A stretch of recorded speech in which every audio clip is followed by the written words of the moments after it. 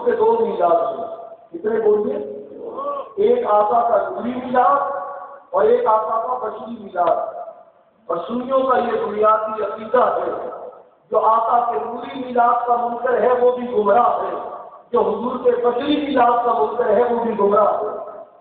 لیکن سنی اگر آقا کو نور مانتا ہے تو جبرائیل سے افضل نور کہ جہاں جبرائیل کے پر کرے میرے آقا اتنے بڑے نور ہیں کہ آقا کی پرواز وہاں سے شروع ہوتی ہے. اور آقا کو ہم بشر مانتے ہیں پر عام بشر نہیں، سید البشر افضل البشر. نہ حضور کے نور جیسا کسی کا نور ہے، نہ آقا کی بشریت جیسی کسی کی بشریت ہے. آقا کے میلاد بنیادی طور پر کتنے بولیے؟ 2. میں ان دونوں عقیدوں کو اگلے 20 سے 30 منٹ کے اندر سمیٹنے کی کوشش کروں گا اس تقریب کے ساتھ کہ آپ اس عقیدہ اہل سنت کو پوری توجہ کے ساتھ سنیں. کیونکہ سننے سال سننے پھر جو ہم بات سنتے ہیں بڑا جھومتے ہیں اور کوشش ہوتی ہے کہ مقرر ایسا ہے تو کانوں پہ ہاتھ دھر کے ڈھولے مارے کپڑے سنائے اور جائیں. لیکن یہاں قرآن و حدیث کی بات کرنے لگا ہوں.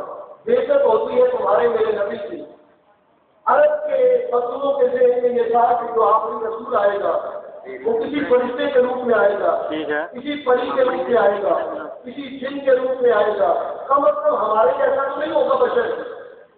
جب سیدہ ام آمنہ کے گھر آقا تشریف لائے تو کافروں نے پہلا اعتراض کیا لست مرسلا، آپ اللہ کی طرف سے بھیجے ہوئے نہیں ہیں. اس لیے کہ بھیجے ہوئے ہوتے تو آپ ہماری طرح عورت کے گھر میں پیدا نہ ہوتے، آپ کسی اور انداز سے آتے. لست مرسلا، آپ بھیجے ہوئے نہیں ہیں. لست مرسلا، آپ بھیجے ہوئے نہیں ہیں. اور جب حضور نبی کریم کو کھاتے دیکھا، پیتے دیکھا، سوتے دیکھا، چلتے دیکھا، حضور نبی کریم کو تجارت کرتے دیکھا، آقا صلی اللہ علیہ وسلم کو اما سیدہ خدیجہ کبریٰ سے نکاح ہوتے دیکھا تو کہا ماں انت الا بشر مثلنا، کچھ بھی نہیں، آپ تو ہمارے جیسے بشر ہو. کافروں نے دیکھا نبی پاک کو کھاتے پیتے سوتے جاگتے اپنے جیسا بشر کہلانا. کافروں کی یہ بولی کل بھی تھی، کافروں کی یہ بولی آج بھی ہے.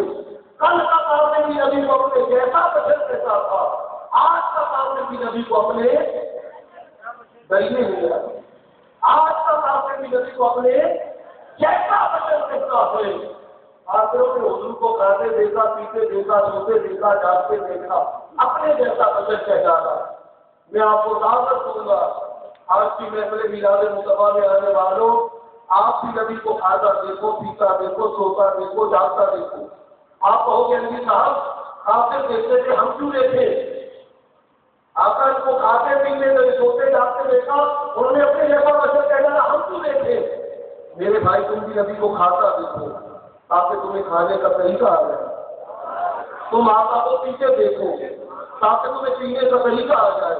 تم نگاہ چھپا کر مصطفیٰ کو چلتے دیکھو تاکہ تمہیں چلنے کا طریقہ آ جائے. تم قبلہ ابو ہو کر آقا کو روتا دیکھو تاکہ تمہیں سونے کا طریقہ آ جائے. تم سیدہ سارا فاطمہ الزہرا کے ادب سے مصطفیٰ کو کھڑے ہو کے دیکھو تاکہ تمہیں بیٹیوں کے ادب کا طریقہ آ جائے.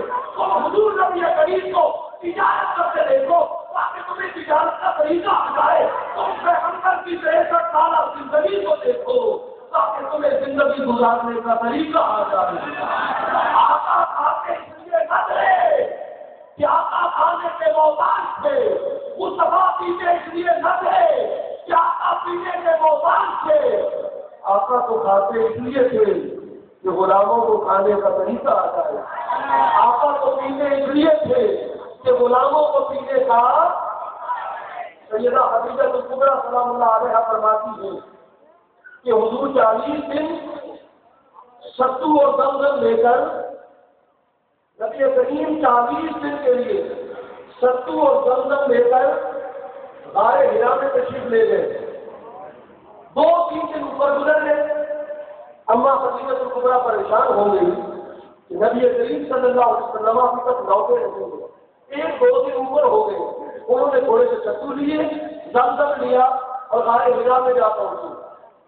ابھی وہی نازل نہیں ہوئی، بولیے ابھی وہی نازل، وہ جو نبی پاک کو 40 سال تک گمراہ سمجھتے ہیں، ارے ان روایات کو کیوں نہیں پڑھتے کہ حضور 40 دن غار ہرا میں جاتے کرتے کیا تھے؟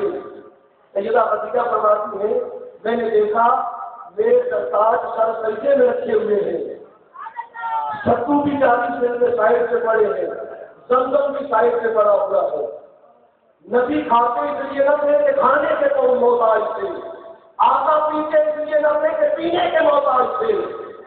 ایک اور روایت امام مسلم ترمذی ابن ماجہ میں نقل کی، حضور نبی کریم نے 100 کے حساب رکھے، رمضان